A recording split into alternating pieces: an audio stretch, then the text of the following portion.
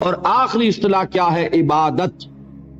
عبادت بنا عبد سے، عبد کے معنی غلام، اللہ کی ہمہ وقت ہمہ تن غلامی.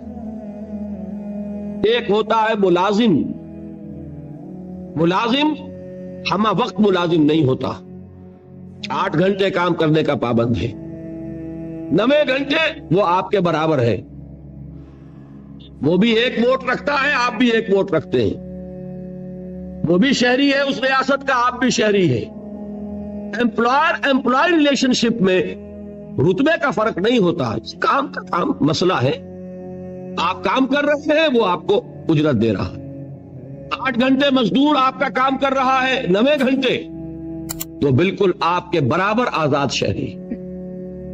پھر یہ کہ ملازم اگر آپ نے رکھا ہے باورچی کی حیثیت سے، وہ آپ کا خانسامہ ہے، اس سے آپ یہ نہیں کہہ سکتے کہ میرا کموڈ بھی صاف کر دو. کہہ سکتے؟ وہ صاف جواب دے گا، جناب میں اس کام کے لیے ملازم ہوں، اس کے لیے ملازم نہیں ہوں. لیکن جو غلام ہوتا تھا عبد، وہ ہمہ وقت غلام، ہمہ تن غلام، جو حکم دیا جائے ماننے پہ مجبور، کسی وقت انکار نہیں، کسی کام سے انکار نہیں.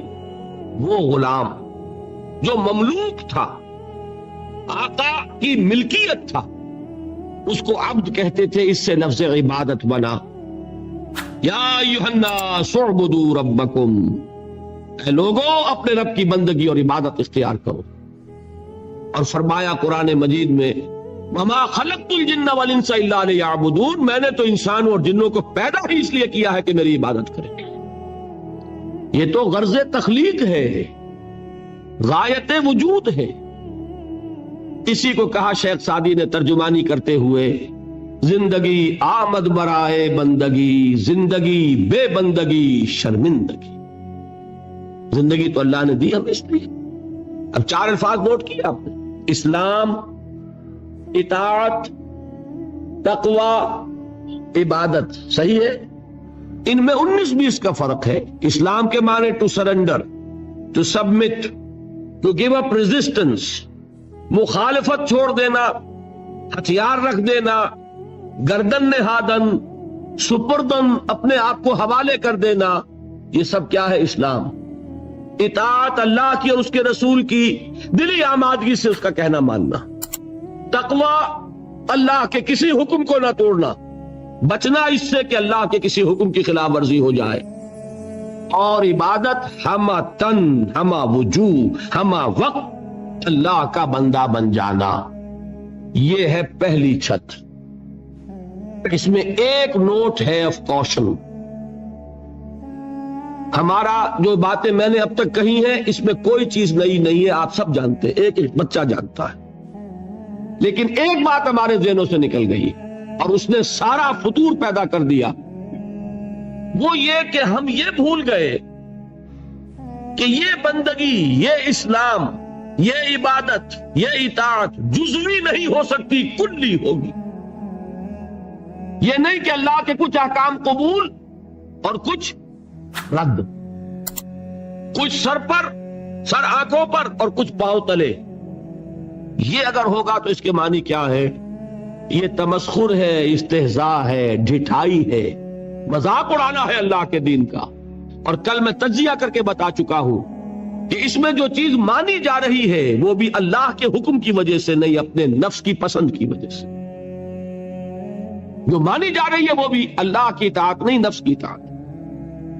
اور میں وہ آیت سنا چکا، افتؤمنون ببعض الکتاب وتکفرون ببعض، کیا تم ہماری کتاب اور شریعت کے ایک حصے کو مانتے اور ایک کو نہیں مانتے؟ سود کس نے حرام کیا؟ اللہ نے. سور کس نے حرام کیا؟ اللہ نے. شراب کس نے حرام کی؟ اللہ نے. بڑا دیندار بنا پھرتا ہے، شراب تو نہیں پیتا، سور نہیں کھاتا، سود کھاتا ہے. بتائیے کوئی منطقی اس کے لیے دلیل؟ اگر تو اللہ کی حرمت کی وجہ سے ہے تو میں دعوے سے کہتا ہوں کہ خنزیر کی حرمت اور شراب کی حرمت سود کی حرمت کے 100ویں حصے کے برابر بھی نہیں. حدیث سنا چکا ہوں آپ کو. الربا 70 جزءا، سود کے گناہ کے 70 حصے ہیں، ایسروہا، اس میں سب سے ہلکا حصہ اس کے مساوی ہے، ان ينكح الرجل امہ، کہ کوئی شخص اپنی ماں سے زنا کرے۔ اب آپ کیلکولیشن لگا لیجیے، کیا سور کے کھانے پر اللہ کی طرف سے اعلان جنگ آیا ہے؟ کیا شراب کے پینے پر اللہ کی طرف سے اعلان جنگ آیا ہے؟ شراب کے بارے میں تو تسلیم کیا گیا، اس میں کچھ خیر بھی ہے، نفع بھی ہے، لیکن اس کو ہم نے حرام اس لیے کیا ہے کہ اس کے مضرت کا پہلو، گناہ کا پہلو اس کے منفعت کے پہلو سے زیادہ ہے۔ یسألونک عن الخمر والمیسر قل فیہما اسم کبیر ومنافع للناس واسمہما اکبر من نفعہما، یہ فرمایا نا، لیکن حرام۔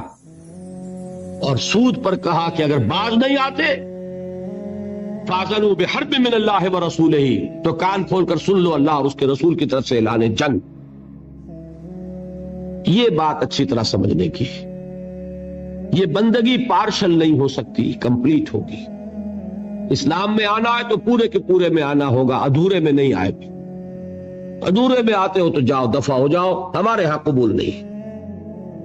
ہاں کسی وقت غلطی ہو جائے، کل بیان کر چکا ہوں، خطا ہو جائے، to err is human۔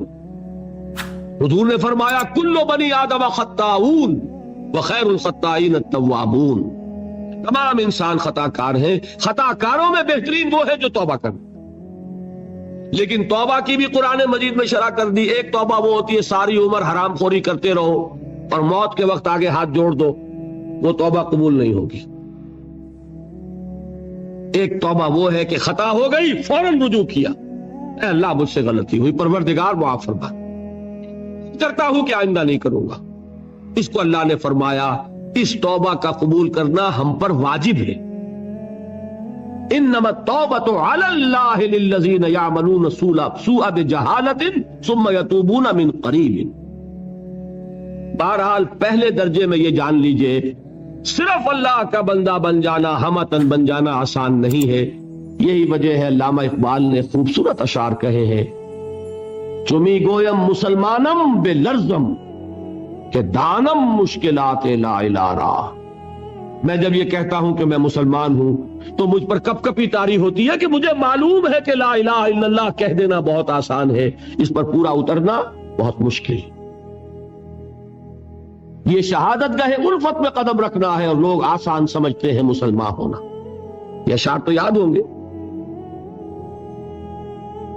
دیکھیے یہ پہلی منزل بنی ابھی، اور پہلی منزل ہی اتنی کٹھن ہے، البتہ اس کی کٹھنائی کو اللہ نے آسان کیا۔ 4 ایسے عمل ہمیں عطا فرما دیے کہ اگر ان کی پابندی کریں گے تو آسان ہو جائے گا اللہ کی بندگی کرنا۔ نماز کس لیے؟ تاکہ یاد رہے کہ ہم نے اللہ سے یہ عہد کیا ہے۔ 5 مرتبہ اپنے کاموں سے نکلو، کہیں غفلت طاری نہ ہو جائے، آؤ اپنے عہد کو تازہ کرو۔ ایاک نعبد و ایاک نستعین، پروردگار میں عہد کرتا ہوں، تیری ہی بندگی کرتا ہوں اور کروں گا، اور تجھ ہی سے مدد چاہتا ہوں اور چاہوں۔ حفیظ جالندری کا ایک بڑا پیارا شعر ہے، سجدے میں گر کر آدمی کیا کرتا ہے، بڑا پیارا شعر ہے، سرکشی نے کر دیے دھندلے نقوش بندگی، آؤ سجدے میں گریں لوہے جبیں تازہ کریں۔ ہمارے تو ماتھے پہ لکھا ہونا چاہیے کہ یہ بندہ ہے، اللہ کا بندہ۔ سرکشی جو ہے اس کی وجہ سے یہ نقش کچھ مدھم ہو گئے ہیں، سجدے میں گرو اور تازہ کرو، تاکہ وہ نقش بندگی جو ہے پھر اجاگر ہو جائے۔ سرکشی نے کر دیے دھندلے نقوش بندگی، آؤ سجدے میں گرے لوہے جبیں تازہ کریں۔ نماز کیا ہے؟ بندگی کے اقرار کو تازہ کریں۔ پھر اس عبادت میں آڑے آتے ہیں انسان کے نفسانی خواہشات۔ اس نفسانی خواہشات کا مقابلہ کرنے کے لیے کیا دیا؟ روزہ۔ حضور نے فرمایا سوم جنتن، روزہ ڈھال ہے. نفس کا حملہ کس پر روکو گے؟ روزے کی ڈھال پر. پیٹ کھانے کو مانگتا ہے لیکن اپنے اندر ضبط پیدا کرو. 1 مہینے تک صبح سے شام تک شریر بھوک کے باوجود